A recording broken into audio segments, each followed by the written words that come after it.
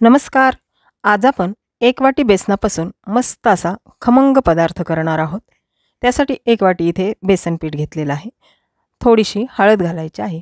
चवीपुरतं मीठ घालून घ्यायचं आहे आणि चमच्याने हे सगळं मिक्स करून घ्यायचं आहे.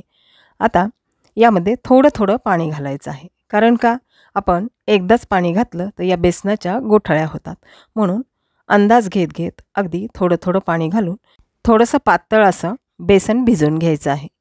आता यामध्ये अजून आपल्याला पाणी लागणार आहे. मी पुन्हा पाणी घालत आहे आणि अशा पद्धतीने गोल गोल फिरवत याच्या गुठळ्या मोडायच्या आहेत आणि बेसन भिजवून घ्यायचं आहे. अशा पद्धतीने आपलं बेसन तयार होईल. याच्यात अजिबात गुठळ्या ठेवायच्या नाहीत. या पदार्थामध्ये जर बेसनाच्या गुठळ्या राहिल्या तर हा पदार्थ अजिबात चांगला लागत नाही, पिठाळ लागतो. म्हणून सगळ्या गुठळ्या आपल्याला मोडून घ्यायच्या आहेत. त्यानंतर एक पॅन घ्यायचा आहे. तो गॅसवर गरम करत ठेवायचा आहे आणि त्यामध्ये 2 ते 3 चमचे आपल्याला तेल घालायचं आहे. थोडीशी मोहरी आणि थोडेसे जिरे घालून याची फोडणी करून घ्यायची आहे. फोडणी फुटल्यानंतर यामध्ये आपल्याला बारीक चिरलेला लसूण घालायचा आहे. येथे लसूण मी 8 ते 10 पाकळ्या घेतलेल्या आहेत. त्यानंतर बारीक चिरलेला कांदा घालायचा आहे. साधारण हे 2 कांदे आहेत मध्यम आकाराचे. आता हे दोन्हीही चांगले गुलाबी रंगावर परतून घ्यायचे आहेत. कांदा परतण्यास थोडासा वेळ लागतो. ते असा सारखा सारखा हलवायचा आहे म्हणजे तो करपणार नाही. आता इथे मी हिरव्या मिरचीचे तुकडे घालत आहे. साधारण 2 हिरव्या मिरचीचे तुकडे आहेत. ते आता मस्तपैकी आपण सगळं परतून घेऊयात. या स्टेपला कांदा, लसूण, मिरची अगदी व्यवस्थित परतले गेलं आहे. यामध्येच आपल्याला तयार केलेलं बेसनाचं मिश्रण घालायचं आहे आणि सतत याला असं ढवळायचं आहे म्हणजे यामध्ये गाठी होणार नाहीत. बेसनाचं मिश्रण हे सारखं असं ढवळावं लागतं, नाहीतर ते बुडाला लागते. गॅसची फ्लेम लहानच करायची आहे.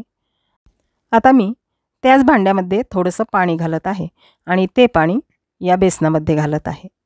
पुन्हा आपल्याला हे एकजीव करायचे आहे म्हणजेच असं मिक्स करायचं आहे आणि हलवत राहायचं आहे. आता आपण जसे जसे याला हलवूत तसं तसं हे बेसन घट्ट होईल. घट्ट झाल्यानंतर पुन्हा आपल्याला यामध्ये थोडंसं पाणी घालायचं आहे आणि याला दाबत दाबत असं हे पिठलं हलवायचं आहे. आता अजून हे पिठलं घट्ट झाल्यानंतर याला आपण कांद्याचं बेसन म्हणू शकतो, कांद्याचं पिठलं म्हणू शकतो किंवा कांद्याचा झुणकाही म्हणू शकतो. आता या स्टेपला आल्यानंतर आपण यामध्ये थोडंसं पाणी घालणार आहोत.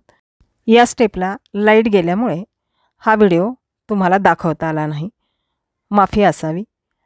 आता पाणी घातल्यानंतर हे पिठलं आपल्याला असं दाबून दाबून हलवायचं आहे आणि हे चांगलं वाफवून घ्यायचं आहे. आता हे पिठलं छानपैकी आपलं तयार झालेलं आहे. हे पिठलं अजिबात कच्चं राहिलेलं नाही. हे पिठलं म्हणा किंवा झुणका म्हणा, हे भाकरीसोबत, पोळीसोबत, भातासोबत खूप म्हणजे खूप टेस्टी लागते. आता हे एका प्लेटमध्ये काढून घेऊयात. अशा पद्धतीचं बेसन तुम्ही डब्यालाही देऊ शकता किंवा प्रवासातही नेऊ शकता. अगदी 1 ते 1.5 दिवस मस्त हे पिठलं चांगलं राहतं. आता तुम्ही पाहू शकता या पॅनला मस्त खरडण लागलेलं आहे. याला खरवडसुद्धा म्हणतात. ते अगदी सहज निघते. आता हे खरडण आपण या पिठल्यावर असं पालथं घालूयात. आता या खरडणाला एक तडका द्यायचा आहे. एका पॅनमध्ये 1 चमचा तेल घालायचं आहे. थोडेसे जिरे घालून घ्यायचे आहेत आणि बारीक चिरलेला लसूण घालायचा आहे. लसूण थोडासा परतला की आपण यामध्ये सुक्या मिरच्या, हिरवी कोथिंबीर बारीक चिरलेली आणि काजूचे काप घालायचे आहेत. या तडक्यामुळे या खरडणाला भारी चव येते. ही खरवड अतिशय खमंग लागते. आता हा तडका आपला तयार झालेला आहे. तो या खरडणावर घालूयात. अगदी सावकाश घाला. मस्तपैकी हा तडका आपला खरडणाला देऊन तयार झालेला आहे. याची आता चव बघूयात. मस्तच अगदी भारी. अशा पद्धतीने आपलं खरडण किंवा खरवडीचं पिठलं तयार झालं आहे. पुन्हा भेटूयात पुढच्या रेसिपीमध्ये. धन्यवाद.